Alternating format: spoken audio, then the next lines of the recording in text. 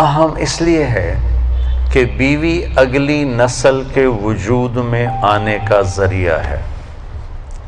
اس کے پیٹ میں اگلی نسل پروان چڑھ رہی ہوتی، میری اگلی نسل اس میں پروان چڑھ رہی ہوتی. میں اگر اس کو ذلیل کروں گا تو سٹریس میں جائے گی، وہ ڈپریشن میں جائے گی، وہ غصے میں جائے گی، وہ دکھ اٹھائے گی، وہ چپکے سے آنسو بہائے گی. یہ سارا ڈپریشن میری اولاد پہ جائے گا جو پیٹ میں پنپ رہی. اس وقت بچوں کے ڈاکٹر سائیکائٹرسٹوں کی لائن لگی ہوئی ہے کہ ہمارے بچے پیدائشی سٹریس اور ڈپریشن کا شکار پیدا ہو رہے ہیں، اور اس میں بہت کم گھرانے ایسے ہیں جو آنے والی کو، بیوی کو عزت دیتے ہیں. آپ کو ایک حدیث سناؤں بڑی مزیدار. میرے نبی نے فرمایا یہ جو میرے مدینے والے ہیں نا، مدینے والے صاحب یہ بڑے اچھے لوگ، کس وجہ سے جہاد کرتے ہیں، تبلیغ کرتے ہیں، ذکر کرتے ہیں، تلاوت کرتے ہیں، تہجد پڑھتے ہیں. سنو، غور سے سنو، مستورات بھی سنو. آپ نے کہا یہ میرے مدینے والے بڑے اچھے لوگ. یا رسول اللہ کس وجہ سے؟ کہا جب یہ کسی کی بیٹی کو بیاہ کے لاتے ہیں تو اس لڑکی کو ذرہ برابر احساس نہیں ہوتا ماں باپ کے گھر میں ہوں یا سسرال کے گھر میں. اتنی محبت دیتے ہیں کہ اسے لگتا ہے میں ماں باپ کے گھر میں ہوں. میں نے اپنی بیٹیوں کو رخصت کر دیا اور کسی کی بیٹیوں کو لایا اپنے بچوں کے لیے تو میں بیٹی کی جگہ بہو کو بٹھا لوں، کیا فرق پڑتا. میری بیگم نے اپنی بیٹیوں کو ڈولی میں ڈال کے آگے بھیج دیا اور کسی کی بیٹی کو ڈولی میں ڈال کے گھر لے آئی تو ساس بننے کی بجائے ماں بن جائے تو کتنا اچھا ہو جائے گا.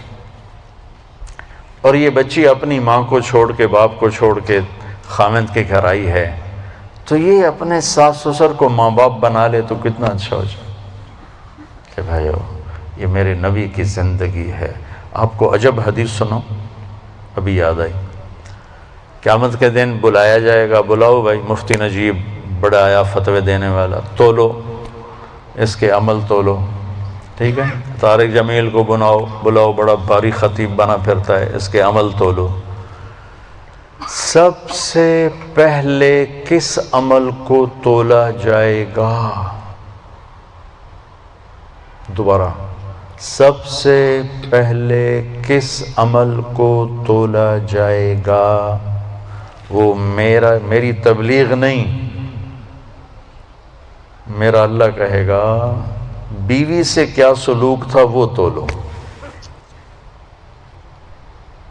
مفتی صاحب ہے، مولانا صاحب ہے، رضوان صاحب بڑا تاجر ہے، نمازیں نہیں تولی جائیں، سب کچھ تولے گا. سب سے پہلے بیوی سے سلوک تولا جائے گا اور بیوی کا خاوند سے رابعہ بصری بھی ہے تو پہلے خاوند سے سلوک کیا تھا، پہلے وہ تولا جائے گا. یہ اتنا اہم چیپٹر ہے.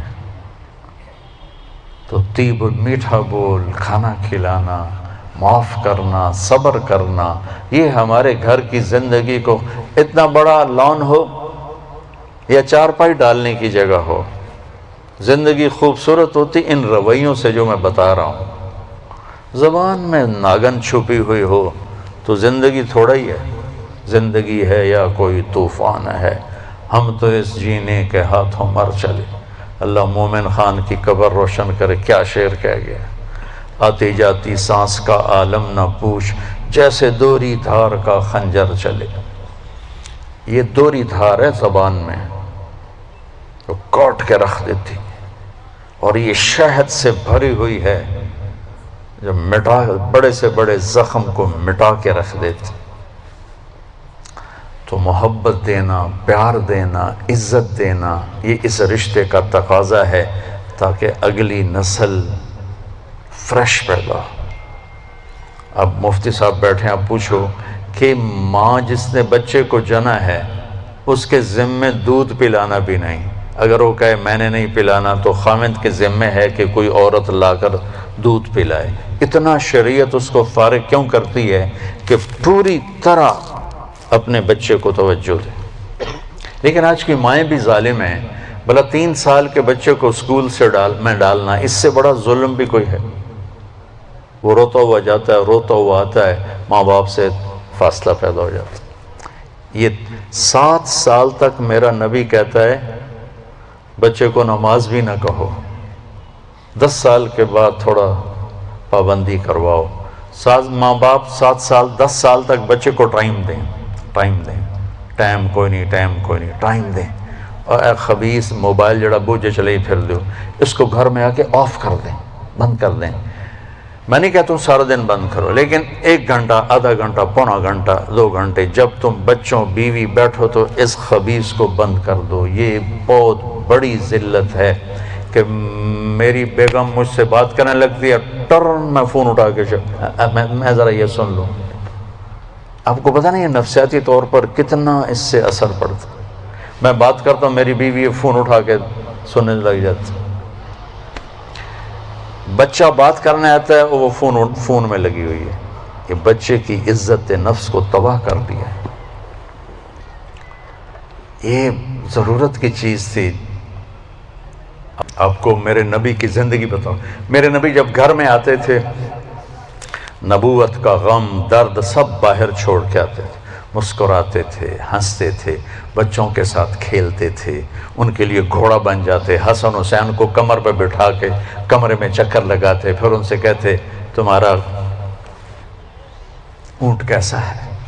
پھر دونوں بھائیوں کو اتار کے حضرت زینب کو اپنی کمر پہ بٹھا کے کمرے میں چکر لگاتے، پھر ان کے ساتھ کشتی کرتے، پھر ان کی کشتی کرواتے۔ کیا کچھ نہیں کیا؟ آپ ان سے زیادہ مصروف تو نہیں ہیں۔ ایک جہاز سے اترے، دوسرے پہ چڑھ گئے، اس سے اترے، تیسرے پہ چڑھ گئے۔ یہ کوئی زندگی ہے بھائی؟ مختصر سے زندگی کے لیے اپنے آپ کو اتنا امبیلنس کر دینا کہ گاڑی کا بیلنس آؤٹ ہو تو فوراً ٹھیک کراتے ہو، اپنے بیلنس دا پتہ نہیں کتھوں دا کتھے آؤٹ ہوا پہ، اس کو بھی تو بیلنس کرو۔ بچے کو عزت دو، وہ آیت اس کے متوجہ ہو جاؤ، جی بیٹا۔ اور بچوں کو میرے نبی نے کہا اکرموا اولادکم، اپنی اولاد کو عزت دو۔ میرے نبی کو ملنے جب بیٹی فاطمہ آتی، مہینے بعد نہیں آتی تھی، ہر دوسرے دن، نال تا گھر ایسے، تو میرے نبی چیئر پر بیٹھے ہیں، زمین پر بیٹھے ہیں، چارپائی پر لیٹے ہیں، جو ہی فاطمہ پہ نظر پڑتی کھڑے ہو جاتے، اور وہیں کھڑے نہیں ہوتے، تیزی سے آگے بڑھتے تھے، اور حضرت فاطمہ کو وہیں دروازے پر ہی ہاتھ پکڑ لیتے تھے، اور دیکھو یہاں بوسہ لیتے تھے، پھر ہاتھ پکڑے لا کر پہلے بیٹی کو بٹھاتے تھے، پھر خود بیٹھتے تھے۔ یہ سلوک تھا ماں بطور باپ اپنی بیٹی کے ساتھ۔ عزت ان کے اندر ڈالو گے تو عزت واپس آئے گی۔ لیکن ہمارے گھروں میں ٹینشنیں ہیں تو ماں بھی ڈانٹ رہی ہے، باپ بھی ڈانٹ رہا ہے، ماں بھی تھپڑ مار رہی، پیو بھی تھپڑ مار رہا ہے۔ میرے نبی حضرت فاطمہ کے گھر تھے، رات کا ٹائم، حضرت حسن کی آنکھ کھلی، کہا ماں جی پانی پینا ہے، تو حضرت فاطمہ اٹھنے لگی، تو ہم نے کہا فاطمہ لیٹ جا۔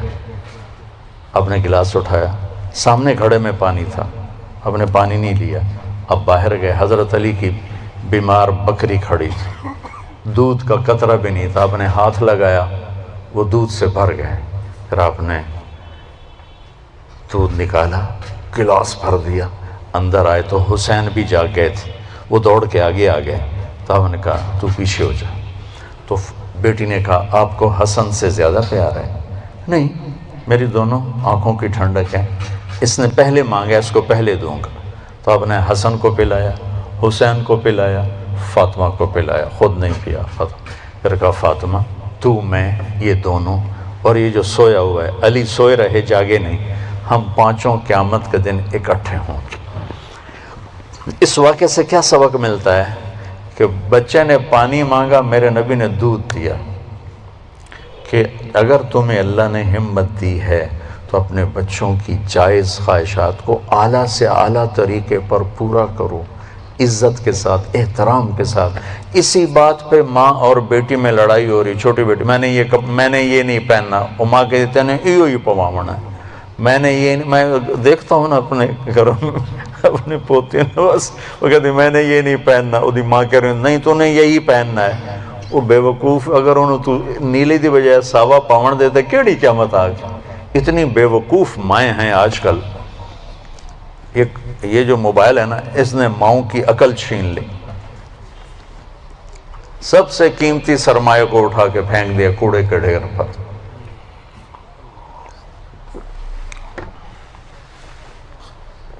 یہ واقعہ ہمیں سبق دیتا ہے کہ اولاد کو اتنا پروٹوکول دو گے تو پھر وہ واپس آئے گا، پھر وہ آپ کو عزت دیں گے۔ حضرت حسن بصری فرمایا کرتے، ان کی کنیت ہے ابو سعید، بیٹا تھا سعید، فرمایا کرتے تھے میں نفل پڑھ رہا ہوں اور میرا بیٹا سعید مجھے بلاتا ہے تو میں اس کے لیے نماز توڑ دیتا ہوں، نفل توڑ دیتا ہوں۔ تو اہم اولاد کو رگڑے دیتے رہتے ہیں، پھر جب وہ تھوڑے سے بڑے ہوتے ہیں پھر وہ ہمیں رگڑے دیتے ہیں، پھر وہ ہمارا جی میرا بیٹا بڑا نافرمان ہے، کوئی تعویذ دو۔ ہن تعویذ میں کی کہا کتوں دیواں تعویذ، تم نے پہلے ان کے اندر زہر بھرا ہوا ہے، وہ کہاں سے نکلے گا؟ تو بھائی بہنوں، اسلام ایک زندگی ہے، بڑی خوبصورت زندگی، جس کا تھوڑا سا میں نے آپ کو ایک نقشہ پیش کیا ہے۔ تبلیغ اس کو سیکھنے کی محنت ہے۔ عبادات اور فرائض تو مختصر ہیں، 5 نمازوں کے بعد اوور، حج کے بعد دوسرے کا مطالبہ کوئی، زکوٰۃ دینے کے بعد دوبارہ مطالبہ کوئی نہیں، اور حج زکوٰۃ ہے بھی پیسے والے پر، 1 مہینے کے روزے کے بعد مطالبہ کوئی نہیں۔ لیکن زندگی کیسے گزارنی ہے، اس کا 24 گھنٹے مطالبہ ہے۔ ماں کے ساتھ کیسے ہو، باپ کے ساتھ کیسے ہو، بیوی کے ساتھ، بیوی کا خاوند کے ساتھ، پھر دونوں کا بچوں کے ساتھ، بچوں کا ماں باپ کے ساتھ کیسے معاملہ ہو، یہ 24 گھنٹے کی زندگی۔ بھائیو، اپنے نبی کی سیرت پڑھا کرو، اپنے نبی کی زندگی پڑھا کرو، اپنا قرآن پڑھا کرو، آپ کو پتہ چلے کہ زندگی کس چیز کا نام ہے۔